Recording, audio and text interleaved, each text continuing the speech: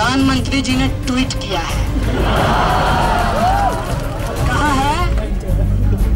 सत्यमेव जयते। मैं भी कहता हूँ सत्यमेव जयते। कुछ को तो आपने हर हर कह के ठग लिया, आजकल अरहर से परेशान है। मन की बात करते हैं, सुनते नहीं। मोदी जी थोड़ी हिटलर की भी बात कर दिया।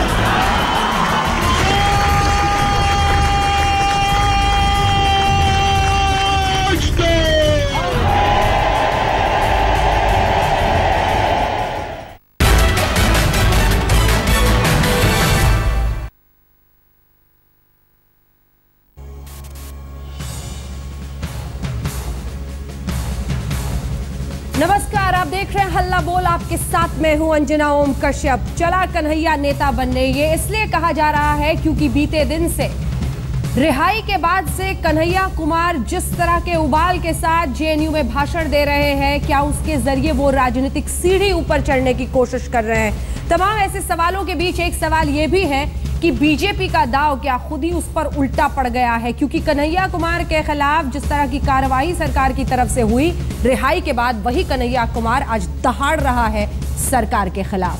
जेल से रिहा होने के बाद राजनीति कर रहा है क्या कन्हैया? ये पहला सवाल होगा आज हमारा हल्ला बोल में। इसी के साथ देशद्रोह के आरोपों का कन्हैया ने क्या सियासी इस्तेमाल करना शुरू कर दिया है? तीसरा सवाल, कन्हैया पर सरकार का दांव क्या उल्टा पड़ गया? क्योंकि खूब दहाड़ रहा है अब रिहाई के बाद और हीरो बन रहा है वो अपने एक अलग अंदाज के साथ जेएनयू कैंपस में, कम से कम जिस तरह की तालियां उसके लिए बज रही हैं। अफजल गुरु पर सीधे सवाल से क्यों बच रहा है कन्हैया? अगर आपने आज की प्रेस कॉन्फ्रेंस देखी होगी तो जब किसी पत्रकार ने अफजल गुरु पर सवाल पूछने की कोशिश की, वहां पर शोर होने लगा। जेएनयू के मौजूद लोगों की तरफ से सवाल को दबा दिया गया। क्या बोलने की आजादी पर जेएनयू के अंदर ही सेलेक्टिव पोजीशनिंग होती है? यानी हमारी आजादी तो आजादी है, आप जब पूछेंगे तो आप हदों को पार कर रहे हैं। पीएम पर सीधे हमले से कन्हैया को बचना चाहिए था क्या? आइए आपको सुनाते हैं। चूंकि हम ये सवाल पूछ रहे हैं, प्रधानमंत्री पर जिस अंदाज में कन्हैया कुमार ने बीती शाम हमला बोला जेएनयू कैंपस में, पहले सुन लीजिए। प्रधानमंत्री जी ने ट्वीट किया है। कहा है? सत्यमेव जयते। लेकिन सत्यमेव जयते चूंकि आपका नहीं, इस देश का है, इस संविधान का है। मैं भी कहता हूं सत्यमेव जयते। मन की बात करते हैं, सुनते नहीं।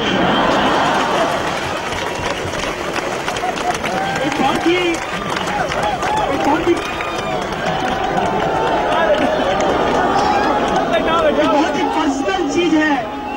देश के 69% लोगों ने उस मानसिकता के खिलाफ वोट दिया है। इस बात को जमा कर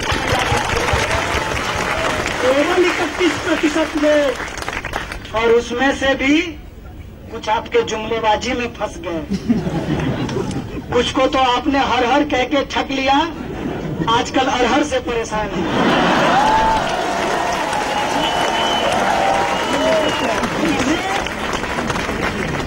आप अपनी हमेशा के लिए जीत मत समझिए। तो माननीय प्रधानमंत्री जी कह रहे थे, स्टालिन और खुश्चेव की बात कर रहे थे। मेरी इच्छा हुई कि मैं टीवी में घुस जाऊं और उनका सूट पकड़ कर कहूं, मोदी जी थोड़ी हिटलर की भी बात कर दिया।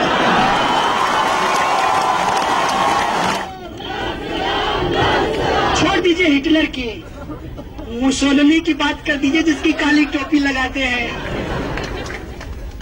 जिससे आपके गुरुजी गोलवलकर साहब मिलने गए थे और भारतीयता की परिभाषा जर्मन से सीखने का उपदेश दिया था। अंदाज नाटकीय है, हमला सीधा है। अब आइए आपको सुनाते हैं जब राजनाथ सिंह यानी गृह मंत्री पर, जब उन्होंने एचआरडी मिनिस्टर स्मृति ईरानी पर हमला बोला और क्या कहा दिल्ली पुलिस कमिश्नर के खिलाफ। और आप सब लोग जानते हैं कि दिल्ली पुलिस में ज्यादातर लोग हरियाणा से आते हैं। मैं उनको बहुत सैल्यूट करता हूं क्योंकि उन लोग बहुत मेहनती लोग होते हैं। हम बोले आप ये बताइए कि सिस्टम में सबसे ज्यादा पावर किसको है? बोला हमारे डंडे को।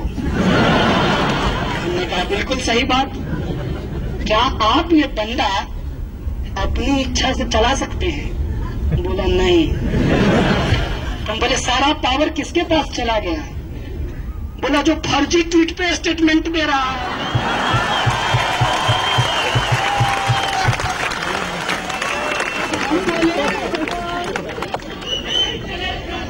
हम बोले हम इसी फर्जी ट्वीट करने वाले जो संघी लोग हैं उनसे आजादी चाहते हैं। जिसके पिताजी कमजोर वर्ग के हों वही पुलिस की नौकरी करता है। मैं भी इस देश का one of the backward state Bihar से आता हूं। मैं भी एक गरीब परिवार से आता हूं। मैं भी एक किसान परिवार से आता हूं और पुलिस में भी गरीब परिवार के लोग ही नौकरी करते हैं। मैं कांस्टेबल, हेड कांस्टेबल और इंस्पेक्टर तक की बात कर रहा हूं। आईपीएस साहब से मेरा ज्यादा इंटरेक्शन नहीं है। एक एक करके सबको निशाने पर लिया बीती रात कन्हैया कुमार जब जेएनयू में। हालांकि आज जब वो मीडिया के सामने आए तो उबाल एकदम ठंडा पड़ चुका था। इसी के साथ अफजल गुरु पर हर सवाल को बिल्कुल डीफोकस करके हटाते हुए, बल्कि जब कोई पत्रकार अफजल गुरु पर सवाल पूछ रहा था तो वहां बाकायदा उसके सवाल पर बूइंग हो रही थी।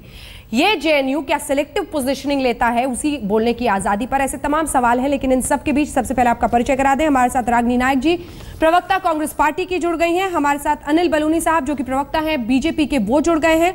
अजय कुमार पटनायक साहब जो कि प्रेसिडेंट है जेएनयू टीचर्स एसोसिएशन के, वो जुड़ गए हैं। खास मेहमान प्रशांत मुखर्जी जो कि प्रेसिडेंट है दिल्ली स्टेट कमेटी एसएफआई के, यहाँ पर हमारे साथ है। सुशील पंडित जी पॉलिटिकल एनालिस्ट हैं, कश्मीरी पंडित हैं, वो हमारे साथ इस चर्चा में जुड़ रहे हैं। सबसे पहले मैं आपके पास आना चाहती हूँ प्रशांत मुखर्जी। कन्हैया कुमार क्या इस रिहाई को, जेल यात्रा को राजनीतिक सीढ़ी बना रहे हैं? क्योंकि बीती शाम विद्यार्थी नहीं एक नेता बोल रहा था, सीधे सीधे प्रधानमंत्री को चुनौती दे रहा था, देश की व्यवस्था को चुनौती दे रहा था, लेकिन कहीं से वो विद्यार्थी का भाषण नहीं था, पॉलिटिकल था।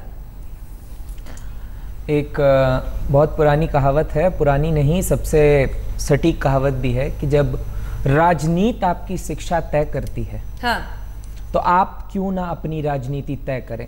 कहने का मतलब है जब देश के एक ऐसे देश में जहां कहा जाता है कि लोकतंत्र के कमजोर होने का कारण अशिक्षा है, अगर 100% लोग शिक्षित हैं, राजनीति वहां नहीं होगी तो कहां होगी? नहीं तो उनके ऐसे भाषण देने से शिक्षित हो जाएंगे लोग। आप भटक रहे हैं। मैं कहीं नहीं भटक रहा हूं। मैं आपका सवाल बखूबी समझ रहा हूं। मैं आपका सवाल बखूबी समझ रहा हूं। मेरा जवाब भी बिल्कुल निशाने पर है। मैं वेंकैया नायडू जी पर निशाना साध रहा हूं, ये बताते हुए यहाँ। और दूसरा सवाल, वो स्पीच कोई nobody is political, मतलब nobody is apolitical। आपका साइलेंस अगर है किसी टॉपिक पे ऊपर, किसी मुद्दे के ऊपर, तो that is also political. Even there is a politics of silence. तो छात्र संघ के अध्यक्ष एक खास पॉलिटिकल आइडियोलॉजी को आगे बढ़ाने के लिए देश के सैनिकों का भी अपमान कर सकते हैं। उन्होंने कहा कि सरहद पर जवान सैनिकों की बात होती है, किसान की बात कोई नहीं करता। भूखमरी की वजह से अगर कोई किसान मर रहा है तो सरहद पर जो तैनात है उससे कंपेयर कर देंगे। सवाल दो हैं। आप दोनों को जोड़ने की कोशिश कर रहे हैं और यही देश का मेन स्ट्रीम मीडिया ही नहीं, इवन बहुत दुर्भाग्यपूर्ण है कि कोर्ट ने भी किया है।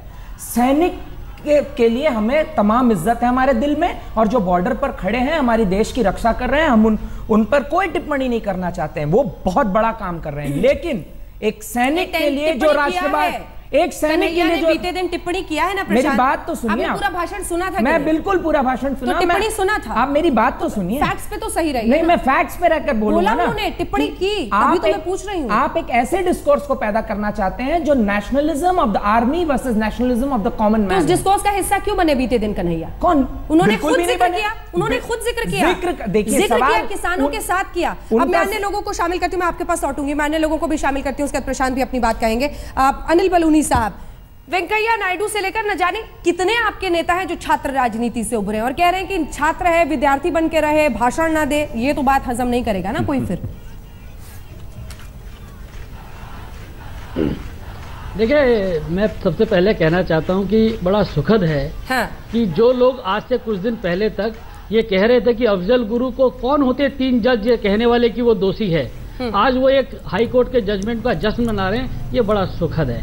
आज देखिए, जो लोग भारत माता को जय कहने के लिए तैयार नहीं थे, आज वो तिरंगा लेके घूम रहे हैं और भारत माँ की जय कह रहे हैं। ये भी एक बड़ा सुखद अनुभव है। ये भी बड़ा सुखद है कि जो कम्युनिस्ट पार्टी इस देश में क्या क्या करती रही, चीन के साथ रही, 1962 के चुनाव से लेके पाकिस्तान के जो पार्टीशन हुआ उस तक चीज रही, वो आज देशभक्ति का तमगा लगा के घूम रहे। इसका बड़ा श्रेय आप अपने आप को दे रहे हैं क्या? इस पूरे मामले में इन लोगों को बलूनी जी अपनी पीठ थपथपा रहे हैं क्या? जी नहीं, मैंने कहा चलिए बहुत अच्छी बात है कि इन लोगों ने कुछ दिशा लेने की शुरुआत की, लेकिन आज जो हाई कोर्ट का मामले में जो आज जश्न मना रहे हैं, अगर वो एक बार इस जजमेंट को पढ़ लेते, मैं आपके दर्शकों के लिए सिर्फ एक लाइन जरूर पढ़ना चाहूंगा, क्योंकि दर्शकों ने देखा नहीं होगा, उनको जरूर पता लग जाए कि हाई कोर्ट के जजमेंट में कहा गया है कि न्यायिक हिरासत के दौरान याचिकाकर्ता को ने थोड़ा आत्ममंथन किया होगा, उस घटना के बारे में सोचा होगा कि आखिर ऐसी घटना क्यों हुई, मुझे उसे मुख्य धारा में बनाए रखने के लिए बहुत महत्वपूर्ण बात है, उस व्यक्ति को मुख्य धारा में बनाए रखने के लिए वर्तमान में उपचार का परंपरागत तरीका अपनाने की इच्छुक हूं। क्या इससे बड़ा कोई और उदाहरण हो सकता है? क्या नहीं कह दिया? इस जजमेंट का भाव देखिए, इस पूरी जजमेंट का जो अंदर मर्म है उसको देखिए, पूरा देश समझ जाएगा कि जजमेंट में क्या लिखा है। मुझको लगता है उसके बाद ये जो जश्न मना रहे हैं और जो कांग्रेस के लोग उसका पीठ थपथपा रहे हैं और जो खुशी मना रहे, इन सबको आत्मविश्लेषण करना चाहिए कि किस तरफ जा रहे हैं। मैं देखिए शुरू से हम लोग, हमारा स्टैंड है कि इस मामले में राजनीति नहीं होनी चाहिए, कानून को अपना काम करने दीजिए, लेकिन कौन राजनीति कर रहे हैं? अब राहुल गांधी जी पहुंच जाते हैं हर जगह राजनीति करने, जहां अराजकता का माहौल हुआ वहां पहुंच जाते हैं। तो मुझको लगता है कि सबको देखना चाहिए, इनको बेल मिला है, निर्दोष नहीं हुए हैं। आप देखिए, आप अभी तक के उदाहरण देखिए, लालू प्रसाद जी बेल में थे, उसके बाद दोषी हुए, जेल जाना पड़ा। बहुत सारे उदाहरण हैं, कानी मोजी, स्पेक्ट्रम केस, आप देखिए बहुत लोग बेल पर हैं लेकिन जेल जाना पड़ता है बाद में दोषी होने के बाद। चलिए ठीक है, रागिनी नायक जी। अंजना जी, यूं तो मैं समझती हूं कि छात्र राजनीति ने इस देश को बहुत बड़े बड़े नेता दिए हैं, और ये सोचना कि आज यदि कोई छात्र नेता प्रभावशाली है तो वो कल देश का नेता ना बने, ये असल में दुर्भाग्यपूर्ण है। पर जहां तक मैंने वक्तव्य सुना कन्हैया का, मुझे लगा उसने कहा है स्पष्ट रूप में कि मैं छात्र नेता हूं और अपने आप को उसी भूमिका में देखता हूं। पर आपने जो बड़ा सवाल पूछा वो महत्वपूर्ण है। मैं कन्हैया के ही एक वक्तव्य का कुछ हिस्सा कोट कर जवाब दूंगी कि वो राजनीति कर रहा है या नहीं।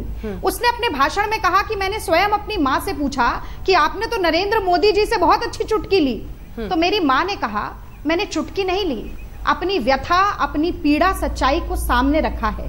जो संवेदनशील है वो उसे महसूस करेगा और रो पड़ेगा, जो संवेदन शून्य है वो उसका उपहास बनाएगा, मजाक उड़ाएगा। जाकी रही भावना जैसी अंजना जी, अगर इस देश में लोकतांत्रिक मान्यताओं और संवैधानिक मूल्यों की बात करना राजनीति है, यदि इस देश में गरीब, मजदूर, किसान, हाशिए पे खड़े हुए व्यक्ति की बात करना राजनीति है, यदि सरकार को ये चेताना कि वो हर वादे में विफल रही है और जनता उन वादों को भूलेगी नहीं, माफ नहीं करेगी, राजनीति है, यदि तिरंगा फैलाने के साथ साथ उसके मूल्यों को आत्मसात करना राजनीति है, तो कन्हैया राजनीति कर रहा था। और मुझे गर्व है कि एक छात्र नेता राजनीति कर रहा था, और मुझे गर्व है कि मैं भी एक छात्र नेता रही हूँ। और इसी के साथ मुझे लगता है कि असली मन की बात कल जेएनयू में हुई है, और मन की बात जो मोदी जी करते हैं वो सुनना नहीं चाहते। इस बात से मैं पूरी तरह से सहमत हूँ। बहस को आगे ले जाते हुए पटनायक जी, हमने दिखाया बीते दिन का उसका भाषण आज भी सामने आया, लेकिन अफजल गुरु के सवाल पर जेएनयू में इतना शोर मचाया गया कि पत्रकारों को सवाल नहीं पूछने दिया गया। इसका क्या मतलब है? आजादी की स्वतंत्रता, हाँ, बोलने की आजादी। ये लोगों को लगा होगा कि अफजल गुरु के सवाल पे उठा के किसी तरह कन्हैया ऐसे कुछ बोल दे ताकि कोर्ट में उसका जो केस है उसमें कुछ प्रॉब्लम आए। साहब, ये गलत बात है। ने रिएक्ट किया होगा कि बार-बार क्यों, जब आप कंप्लीट आजादी की बात करते हैं तो ये कंप्लीट आजादी आपको सिर्फ जेएनयू में मिले। पत्रकार अगर कोई सवाल पूछे तब वहां पर सब एक इकट्ठा करके शोर करके सबको बू करके चुप करा देंगे, ये तो सर फिर गलत बात हो गई ना, तो दोहरे मापदंड हो कहलाता है। उसने ये आप अगर थी तो मैं आपको याद दिलाऊं, उसने ये कहा था प्रेस कॉन्फ्रेंस में कि जहां तक व्यक्तिगत तौर से वो उसका है कि अफजल गुरु को कोर्ट ने जो भी फैसला सुनाया उसका वो सम्मान करता है, ये कह चुका था। पंडित जी, बार-बार अफजल गुरु के इशू को ऐसे सवाल उठा के उसको लगता था स्टूडेंट्स को लगा होगा कहीं घेर रहे हैं। उसने क्लियरली कहा था कि अफजल गुरु के ऊपर घेर रहे क्या होता है सर? घेर के रहे क्या होता है? बीते दिन भाषण में आप देश के प्रधानमंत्री पर टिप्पणी करें और कहें कि उनका सूट पकड़ के पूछने का मन कर रहा था कि हिटलर पे क्यों नहीं बोला, और आपसे जब अफजल गुरु पर सवाल हो कि पोस्टर्स छापकर जेएनयू में कैसे लगाए गए, तो ये घेरना कहलाता है। आपने मुझे पूछा स्टूडेंट का रिएक्शन किया था, इसलिए पूछा था जी। ऐसा है कि हफ्ते 10 दिन बिहार में रहकर तो आप ये कहते हैं ना कि सवाल ये अगर स्टूडेंट्स ने मना किया तो गलत है। ऐसा है अजय जी, इसमें कन्हैया का दोष नहीं है, इसमें आपका दोष नहीं है। हफ्ता 10 दिन तिहाड़ में रहकर अच्छों को सन्मति सद्बुद्धि आ जाती है, और ये तो अभी वारंट इशू हुए थे, धरपकड़ शुरू हुई थी, सब लोगों ने उसी संविधान की दुहाई देनी शुरू की जिसके पर खच्चे उड़ाए जा रहे थे नारों में। तो ऐसा कहां पे उड़ाया गया? कौन सी लाइन? नहीं, बिल्कुल मैं बताता हूं। कौन सी लाइन? भारत का आईन हमें मंजूर नहीं, ये नारा लगा है। पर ये इन्होंने तो नहीं लगाया ना, वही तो वो कह रहे हैं कि अभी तो जांच होगी ना पूरी। कि किसने लगाया, लेकिन ये नारा लगा है। कौन लगा रहा था? ये नारा लगा है कैंपस में, ये नारा सुना गया है, भारत का आईन हमें मंजूर नहीं। लेकिन न्यायालय में अब हम सबकी भारत के संविधान में भी आस्था है, हमको भारत की न्याय व्यवस्था में भी आस्था है, बैठे थे। हमको अब संविधान में भी आस्था है, भारत की न्याय व्यवस्था में भी आस्था है, जजों के फैसले में भी आस्था है। मिला कन्हैया ने नारा दिया था। नहीं, हाँ, ठीक है, कन्हैया का नहीं प्रूफ मिला, लेकिन अभी जांच पूरी नहीं हुई है। विटनेसेस क्या कहते हैं, ये महत्वपूर्ण होगा। क्या आरोपों से रिहाई के बाद कन्हैया कुमार ने नेतागिरी के लिए एक सीढ़ी से बनाया है? बहस बीच में भी चलती रही, ब्रेक में भी हम जितनी देर यहाँ पर मौजूद थे स्टूडियो में वैसे ही बहस चलती रही, कितने उफान पर और उबाल पर हैं लोग इस विषय पर। लेकिन प्रशांत, मैं आपसे एक बात पूछना चाहती हूँ कि अफजल गुरु पर जब पत्रकार वहां से सवाल पूछ रहे थे तो क्यों जेएनयू के मौजूद तमाम लोगों ने शोर मचाकर, जिसे अंग्रेजी में कहते हैं बू करके, नहीं करके चुप करा दिया? सिलेक्टिव है आप अपनी पोजिशनिंग में। ये वही जेएनयू है जहां कन्हैया की गिरफ्तारी के बाद 4,500 छात्रों की एक सभा हो रही थी। और मैं बोल रहा हूँ, सुन लीजिए, मुझे बोलने दीजिए। आप मेरे सवाल का जवाब, मैं आपके सवाल का पत्रकार को सवाल क्यों नहीं पूछने दिया? आपने सेलेक्टिव पोजीशनिंग की बात की, मैं सेलेक्टिव पोजीशनिंग में जवाब दूंगा। पत्रकार को सवाल क्यों नहीं पूछने दिया? आप सेलेक्टिव पोजीशनिंग पे बात कर रहे हैं, मैं पत्रकार के सवाल पर भी आऊंगा, आप मुझे बोलने दीजिए।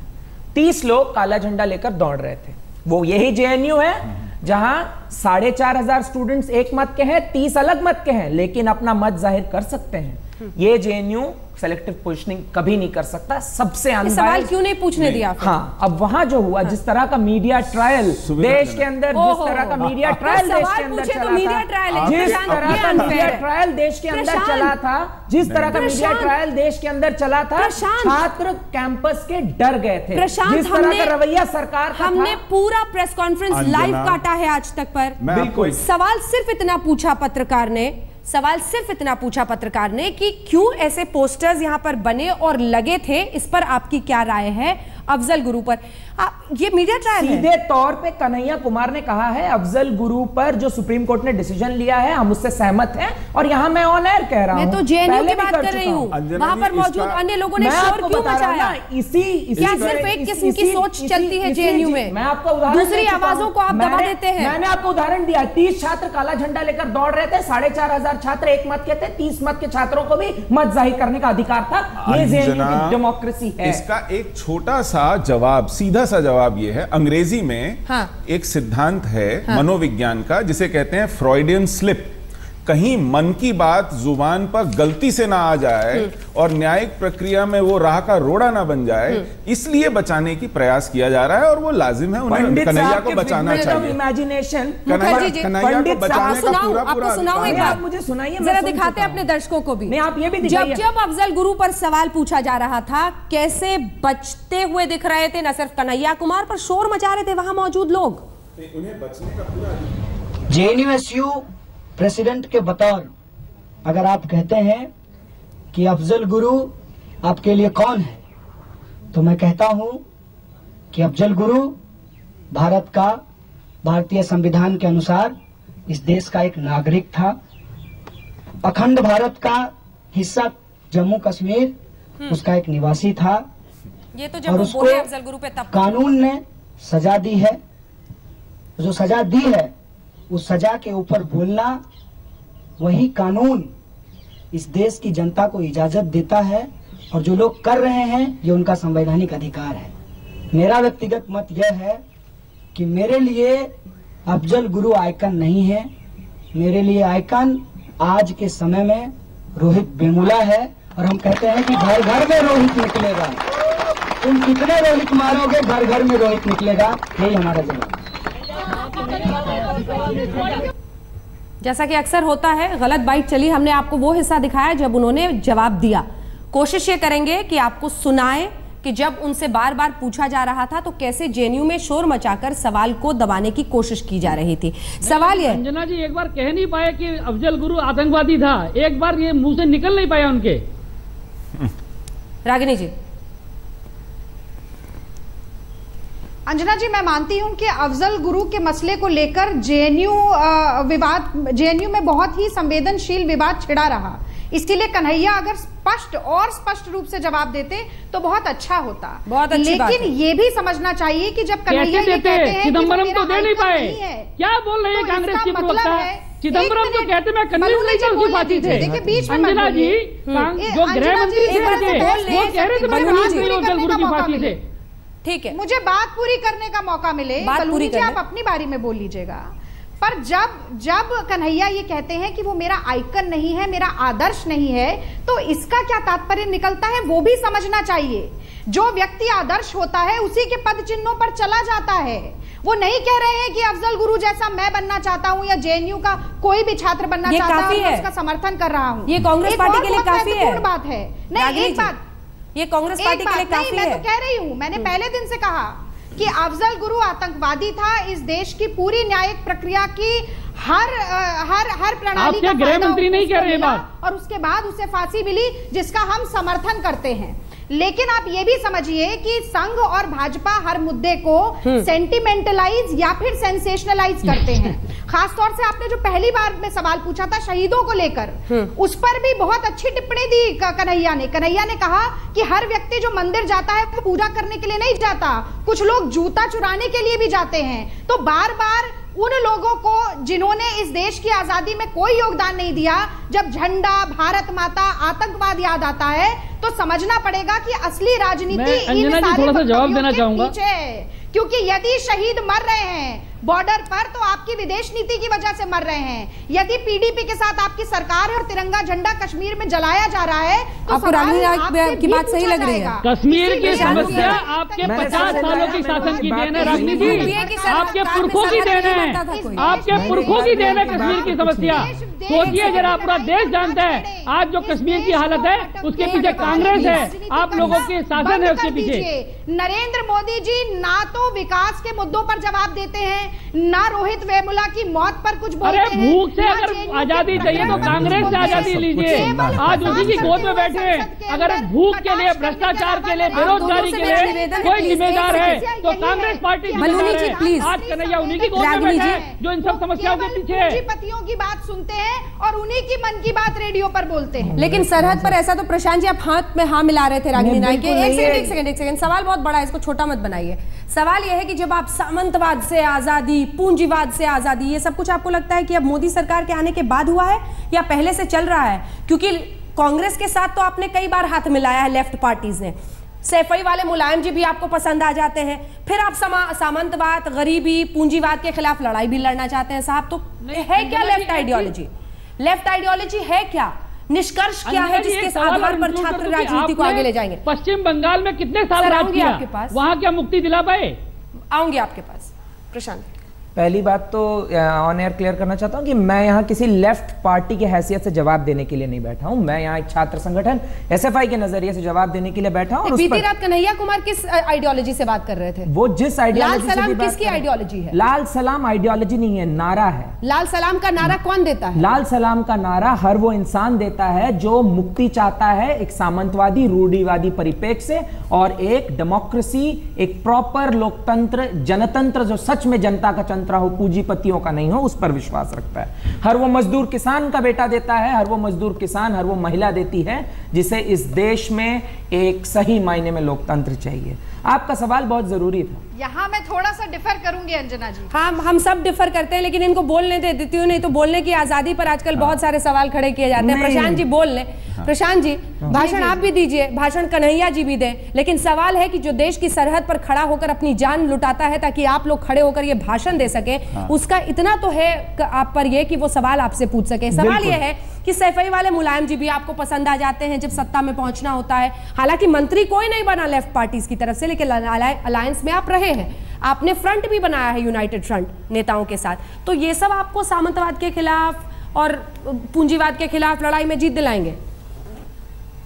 मैंने आपसे बार बार कहा और अभी फिर कह रहा हूं कि मैं किसी लेफ्ट पार्टी की हैसियत से यहाँ जवाब देने के लिए नहीं बैठा हूं, लेकिन फिर भी जवाब दूंगा। वो केरल था जहां पर सबसे पहले, वो तमिलनाडु था जहां पर सबसे पहले छुआछूत के खिलाफ लड़ाई हुई, वो तमिलनाडु था जहां, वो उत्तर प्रदेश था जहां एक दलित कुक को जब मिड डे मील से हटाया गया था तो लेफ्ट पार्टी सीपीएम के लोग विधानसभा के बाहर खड़े होकर धरना दे रहे थे। बसपा के खिलाफ, सपा के खिलाफ लेफ्ट लड़ती है और लेफ्ट के लोग मारे जाते हैं। तो आपका वेग आर्ग्यूमेंट और लेफ्ट को एक लाइट पे पेंट करने वाली बात से कम वोट में आप सिमट गए सर। नहीं, बीते दिन मोदी साहब के 31% पर कटाक्ष करने वाले कन्हैया कुमार को पता है कि 5% से भी कम वोट पर लेफ्ट सिमट गया। एक मिनट, सिर्फ वोट बैंक के आधार पर ही लेफ्ट की राजनीति तय नहीं होगी। देश और जनता के अंदर जब लेफ्ट पहुंचेगा, और लेफ्ट आज भी है, वो चुनाव में भी रिफ्लेक्ट होगा, वो जनता की जनवादी क्रांति में भी दिखेगा। पंडित जी, अरे आप देखिए से आजादी दिला पाए पूरा बलूनी साहब, इसके बाद आपके आधे घंटे पहले बुला लिया करिए। देखिए, आज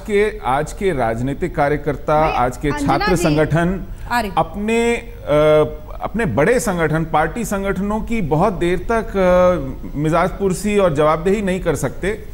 इसी कन्हैया की पार्टी ने इमरजेंसी में इंदिरा गांधी के साथ सत्ता भोगी थी जी, सीपीआई ने, जो इस वक्त अभिव्यक्ति की आजादी का परचम लिए जेएनयू में है।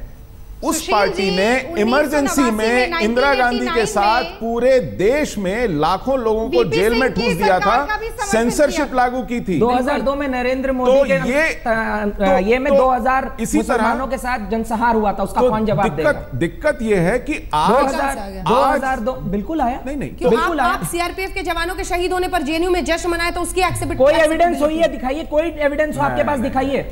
हम आज ऑन एयर कहते हैं और पहले भी कह चुके हैं, जवानों के लिए we have the utmost respect and Maoists have killed the cadres of the left in the country. When you're talking about freedom of speech, when you're talking about emergency, आजादी के ऊपर killing people is not freedom of speech, Mr. Pandit. नकाब लगाकर ये देश के टुकड़े मांगने वाला, उनकी वकालत करने नहीं बैठे हम यहाँ। देश के टुकड़े मांगने वाला उनकी वकालत करने नहीं बैठे, साथ नारे नहीं लगाता। कानून का डंडा चल रहा है, जवाब भारत दिक्कत ये है ब्रेक का वक्त हो गया पंडित जी, एक सेकंड। लेकिन बलूनी जी एक लाइन का जवाब दीजिएगा। कन्हैया कुमार को बनाने वाले तो आप ही हैं, आप ही ने, अभी तक सिद्ध नहीं हुआ है लेकिन वीडियोस फर्जी साबित हुए, डॉक्टर्ड वीडियोस, उस पर आपने गिरफ्तार करवाया, अब रिहाई हुई है, तो बनाया किसने कन्हैया को? आप ही ने ना सर, इतना क्रेडिट तो ले ही लीजिए। ऐसा है अंजना जी, हम पहले दिन से कह रहे हैं इस पे राजनीति नहीं कीजिए, कानून को काम करने दीजिए। हमने कहीं हस्तक्षेप नहीं किया। अगर किसी ने इस पूरी कानून व्यवस्था में वह खराब करने की कोशिश की तो श्रीमान राहुल गांधी थे, और किसी ने अगर सारा षड्यंत्र किया तो राहुल गांधी थे। कानून को अपना काम करने दीजिए, पुलिस को अपना काम। कन्हैया कहते हैं, विद्यार्थी हूं, राजनीति के बारे में मैं कुछ नहीं करना चाहता, लेकिन जो भाषण था बीते दिन का प्रशांत, वो तो बिल्कुल नेता की तरह था। इतना तो आप भी ईमानदारी से मानेंगे? बिल्कुल मानता हूं। चलिए इसी के साथ इस बहस का बड़ा सुंदर भाषण था। मैं कह रहा हूं देश को खुश होना चाहिए, उन्हें एक छोटा लालू मिल गया है। उसी अंदाज में इतने जबरदस्त तरीके से, जैसे कहते हैं, मोहक भाषण उन्होंने दिया। कितनी दुर्भाग्यपूर्ण बात है कि देश को रिझा लिया, नेता जो बाहर आकर भाषण दे रहा है, कैंपस पूरा बहुत डिसअपॉइंटेड हुआ है कि 20 दिनों के बाद जो कि कोर्ट ने बोला था कि आत्ममंथन की जरूरत है, का अंत करना पड़ेगा। लेकिन 80% लोग हल्ला बोल देखने वाले यही राय रखते हैं कि जेल से रिहाई के बाद राजनीति कर रहा है कन्हैया। देखते रहिए। जी हाँ, देखिए, ये फोन कॉल आई थी, उसके बाद ही बच्चों को और जो टीचर्स हैं उनको बाहर कर दिया गया, स्टाफ को बाहर निकाल दिया गया। बम डिस्पोजल स्क्वाड जो है वो स्कूल में तलाशी